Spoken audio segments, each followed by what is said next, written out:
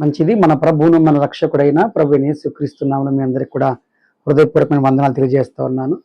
రోమిలికి రాసిన పత్రికలో చిన్న మాట ఉంటుంది. వారు దేవునికి తమ మనసులో చోటు ఇయ్యనొల్లకపోయిరు గనక దేవుడు వారిని చెయ్యరాని కార్యములు చేయుటకు భ్రష్ట మనసుకు వారిని అప్పగించెను అని రాయబడింది. చూడండి ప్రియదేవుని బిడ్డారా, మనము దేవునికి మన మనసులో చోటు ఇవ్వకపోతే కనుక నిదానంగా భ్రష్ట మనసు అనేది వస్తుంది.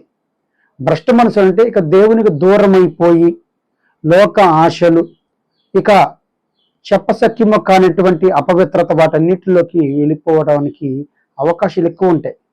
కాబట్టి రోమీయులకు రాసిన పత్రికలో దేవుడు మాట్లాడుతున్న మాటను మీరు చూసుకోండి. అక్కడ అపవిత్రతకు అప్పగించినప్పుడు వారు చెయ్యరాని కార్యాలు చేశారు. స్త్రీలు, పురుషులు అసలు చెప్పసఖ్యము కానిటువంటి అపవిత్రతను కూడా వాళ్ళు చేసేశారు. సో ప్రియదేవుని బిడ్డారా, ఈరోజు మనం క్రీస్తునందు విశ్వాసం ఉంచిన బిడ్డలంగా ఉన్నాం గనక ప్రతిరోజు కూడా ఆయనను మనం మనసులో చేర్చుకోవాలి. అంటే ప్రార్థన చేసుకోవాలి. ప్రార్థన చేసుకొని మనం యొక్క పనులు ప్రారంభించాలి. ప్రతి దాంట్లో కూడా దేవునిని ముందు పెట్టి మనం నడవాలి. అలా పెట్టకపోతే కనుక చేసే పనుల్లో విజయం రాకపోగా మరలా మనలోకి ఏమొస్తుంది అంటే లోక ఆశలు వచ్చి మన భ్రష్టు పట్టి చేస్తాయి.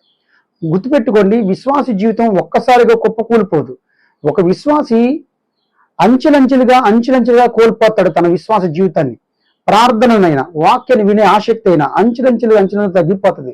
ఒకప్పుడు ఎట్లా ప్రార్థన చేసేవాళ్ళు మీరంతా కూడా, నేనైనా కూడా ఒకప్పుడు ఎంత ఆసక్తితో దేవుని వాక్యం వినేవాళ్ళము, ఇప్పుడు అంత లేదు. రాబోతున్న దినాల్లో అనేకుల ప్రేమ చల్లారిపోయే దినాలు ప్రభు చెప్పాడు. అనేకుల ప్రేమ చల్లారిపోతుందని, అనేకులు విశ్వాస భ్రష్టులవుదురని, అనేకులు భక్తిహీనులైపోతారని. ఇదేం బిడ్డారా, దేవునికి మనసులో చోటుహీనమైపోతే జరిగేవన్నీ ఇవే. నిత్యరాజ్యం కూడా కోల్పోతారు.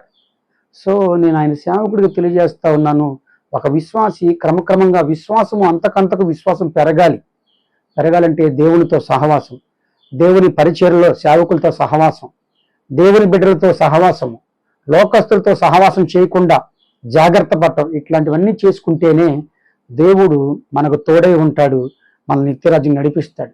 లేకపోతే ఈ లోకాశల్లో పడిపోయి వారి యొక్క మొదటి స్థితి కడపటి స్థితి కంటే మరీ చెడ్డదవుతుందని కూడా లేఖనాలు ఉన్నాయి. కాబట్టి ప్రియమైన బిడ్డరా, జాగ్రత్త కలిగి ఉండి నిన్ను నువ్వు దేవునికి అప్పగించుకొని నీ మనసులో ఆయనకు చోటు అని కూడా ఆయన సేవకుడిగా నేను మీకు తెలియజేస్తాను. God bless you, God bless to all. షాሎም టు ఆల్.